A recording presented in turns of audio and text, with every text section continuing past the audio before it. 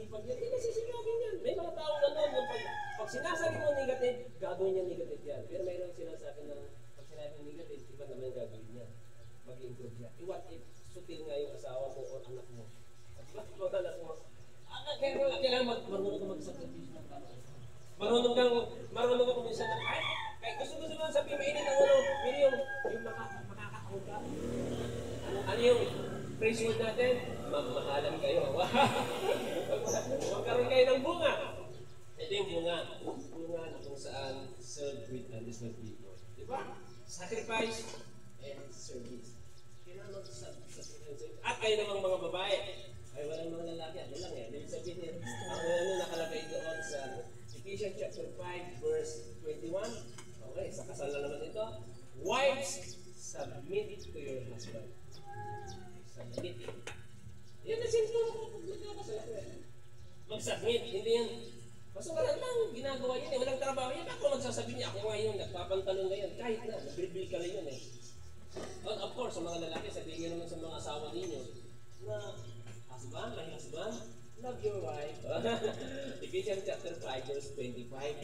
Nakalimutan mo. Kaya kung minsan hindi nagkakatapo doon, kasi hindi sila marunong mag-sacrifice ng talon. What? Iyan yung problema. Kaya ano yung word natin, root word natin? Magmahalan kayo. So ano yung unang point natin? Serve with undeserved people. Di ba? Serve with undeserved people. Maglingkod sa mga tao na hindi karapat-dapat. Mahirap yun. Pero alam mo, pag sumusunod ka sa Diyos, anong sabi niya? This is my command, love each other.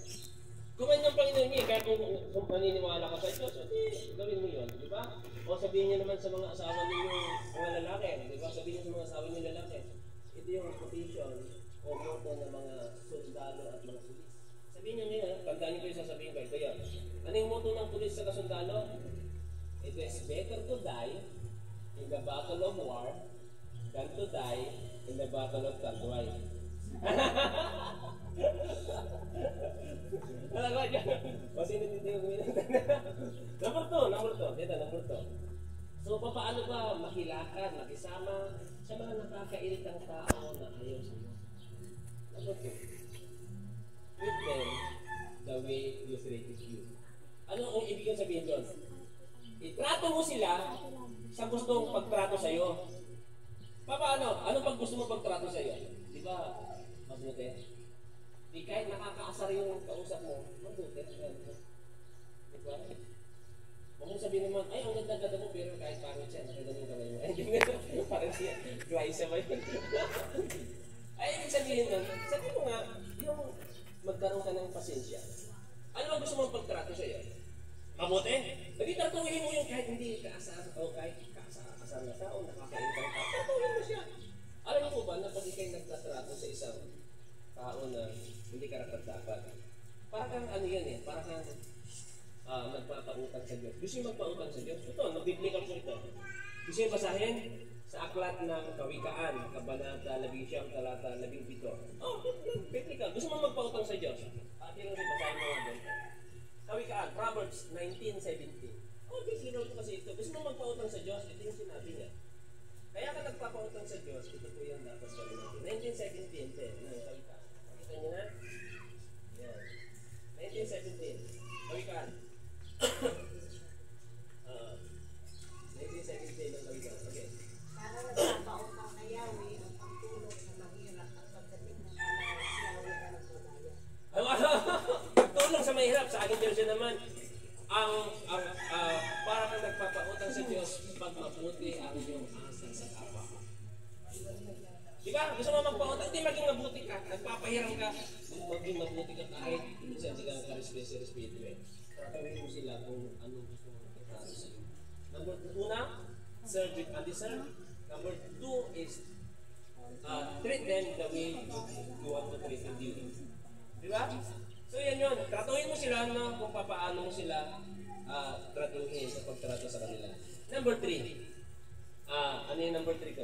Yan, nakakalimutan ko niya. Yan, okay. Ano yung number 3 ko? Nakalimutan ka. Ito number 3. Ay, ito number 3. Yan. Number 3. Okay. Number 3 is love without expectation. Okay, dito, tingnan niyo. Pakikinig kayo sa akin. So, ano po yung phrase word natin? Ano yung root word natin? Yeah. Ano yung root word natin? Ito ang aking luto. Magmahalan kayo. So, verse 17, di ba? Okay, dito natin. So, anong sabi niya? Magmahalan kayo. So, ano yung pag-ibig nun? Sabi niya doon, ang nakalagay po doon ay, nakalimutan ko na. Wait lang. Tumatanda na. Ano yung sinabi ko doon? Greet them. Ayan. So, ayan. Love without expectation. Magmahal na walang ini-expect sa tao. Ano yun? Magmahal ka na walang feedback, walang response? Yes.